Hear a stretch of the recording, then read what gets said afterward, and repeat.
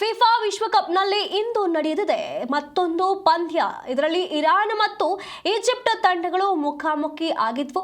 ಈ ಒಂದು ರೋಚಕ ಪಂದ್ಯವು 1-1 ಡ್ರಾದಲ್ಲಿ ಕೊನೆಗೊಂಡಿತು.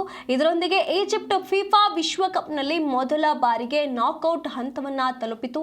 ಆದಾಗ್ಯೂ ಇರಾನ್ಗೆ ಮುಂದಿನ ಸುತ್ತಿಗೆ ನೇರವಾಗಿ ಮುನ್ನಡೆಯಲು ಸುವರ್ಣಾವಕಾಶವಾಗಿತ್ತು.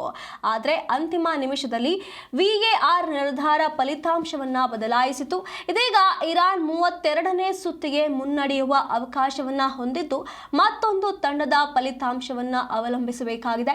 ಈಜಿಪ್ಟ್ ಮಹಮೂದ್ ಸಬರ್ ಅವರ ಆರಂಭಿಕ ಗೋಲು ಇರಾನ್ ವಿರುದ್ಧ 1-1 ಅಂತರದ ಡ್ರಾ ಸಾಧಿಸುವಲ್ಲಿ ಸಹಾಯ ಮಾಡಿತು ಮತ್ತು ವಿಶ್ವಕಪ್ನ ನಾಕ್ಔಟ್ ಹಂತಕ್ಕೆ ಅರ್ಹತೆಯನ್ನ ಪಡೆಯಲು ಸಹಾಯ ಮಾಡಿತು. ಇದರೊಂದಿಗೆ ಈಜಿಪ್ಟ್ ಮೊದಲ ಬಾರಿಗೆ ನಾಕ್ಔಟ್ಗೆ ತಲುಪಿತು.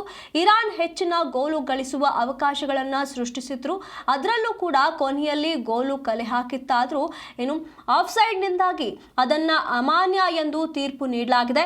ಕಾರಣ ಇರಾನ್ ಗೆಲುವಿನ ಆಸೆಗೆ ದೊಡ್ಡ ಹೊಡೆತ ಬಿದ್ದಿರುವಂಥದ್ದು. ಇದೀಗ ಮುಂದಿನ ಹಂತಕ್ಕೆ ಅರ್ಹತೆ ಪಡೆಯಲಿದೆಯೇ ಅಥವಾ ಇಲ್ಲವೇ ಎಂಬುದನ್ನ ತಿಳಿಯೋದಕ್ಕೆ ತಂಡಕ್ಕೆ ಒಂದು ದಿನ ಕಾಯಬೇಕಾಗುತ್ತದೆ. ಈ ಡ್ರಾ ಈಜಿಪ್ಟ್ಗೆ 5 ಅಂಕಗಳನ್ನ ನೀಡಿತು. ಇದು ಗ್ರೂಪ್ G ನಲ್ಲಿ ಅಗ್ರಸ್ಥಾನದಲ್ಲಿರುವಂತಹ ಬೆಲ್ಜಿಯಂಗೆ ಸಮಾನವಾಗಿತ್ತು. ಆದರೆ ಗೋಲು ವ್ಯತ್ಯಾಸದಿಂದಾಗಿ ಅವರು 2ನೇ ಸ್ಥಾನವನ್ನ ಪಡೆದುಕೊಂಡಿದ್ದಾರೆ.